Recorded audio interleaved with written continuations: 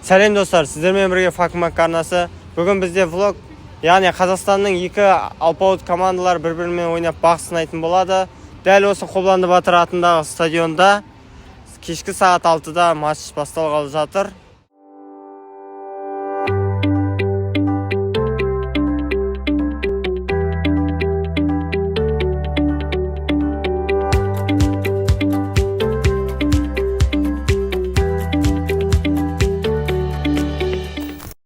Есеп қанша болады деп ойлайсыз?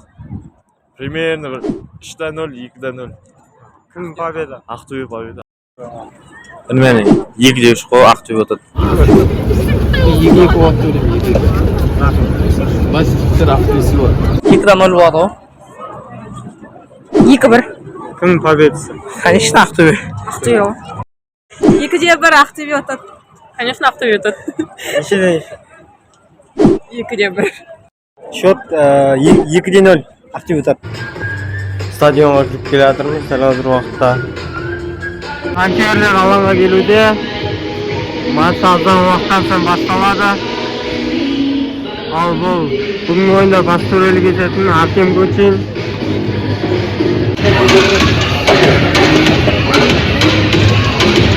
Астана футбол құрамасының ойыншылары жаттығу жасауда. Ал ана жақта Ақтөбе ойыншылары жаттығу жасауда.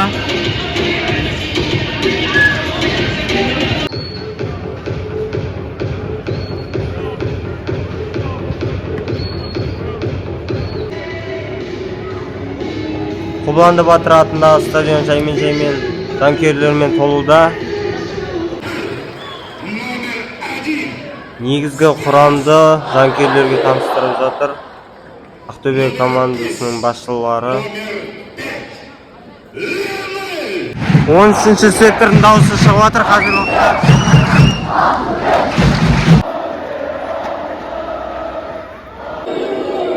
Ойын басталып кетті қазір. 13-ші сектор әдеттегідей өз командаластарына қолдау білдіруде.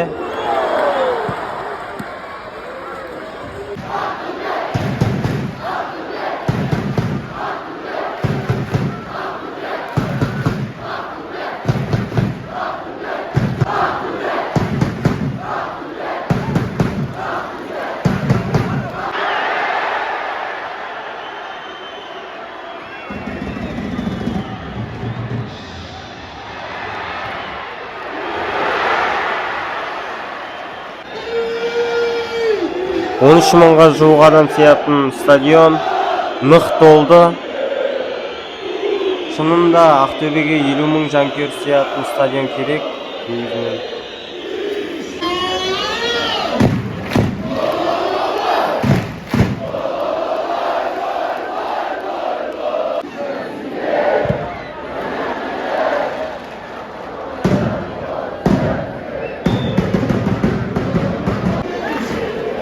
Дәл қазір төрешілердің шешімімен бар қаралып жатыр.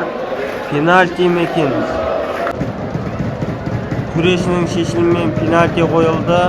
Доптың алдында Әлібек Қасым және гол! 20-ші минутта есеп ашылды. Қазір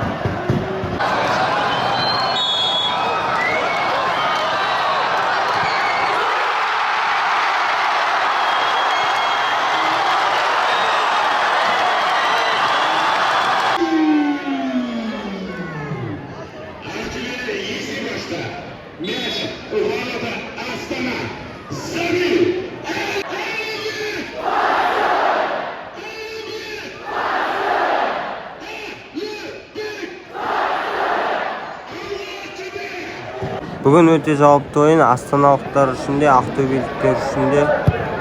Қазіргі уақытта турнирде бірінші орында Ордабасы, екінші орында Астана, үшінші орында Ақтөбе иелік етіп тұр. Үш команда үшін чемпиондыққа талас. Бүгін 24-ші тур ойындары, осыдан кейін 2 тур қалды. Егер 2 турда да Ақтөбе жеңіске жететін болса, онда Ақтөбеде әлде де шанс бар. 13-ші сектор ұйымдастырушылары назарларыңызда.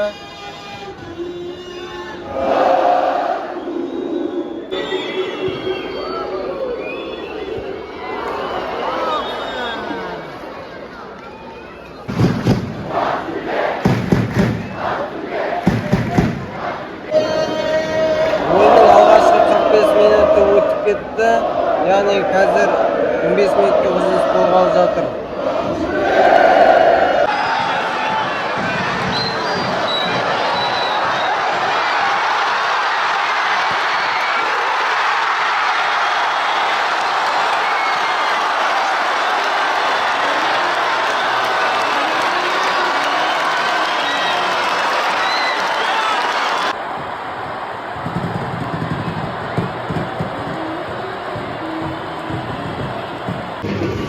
Ақтөбенің жас чемпиондары назарларыңызда.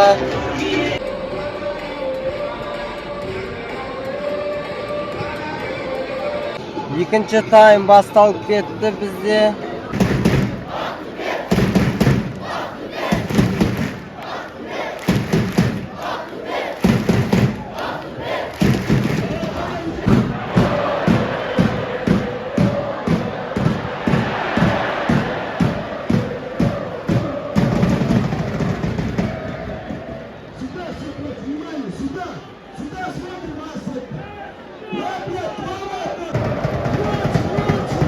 Максим Саморозов топтың алдында айыпдауын орында қалып жатыр.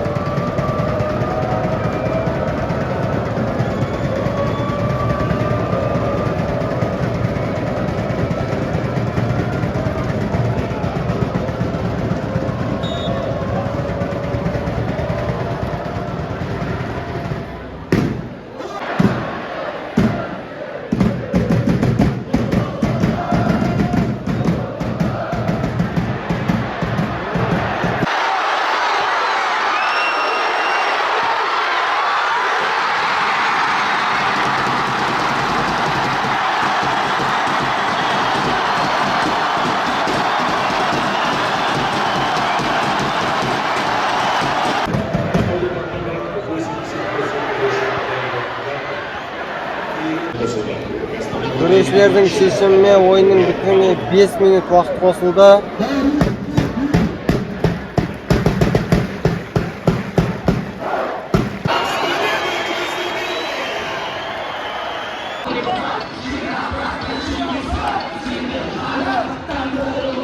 Oyun аяқталды Ақтөбенің пайдасына.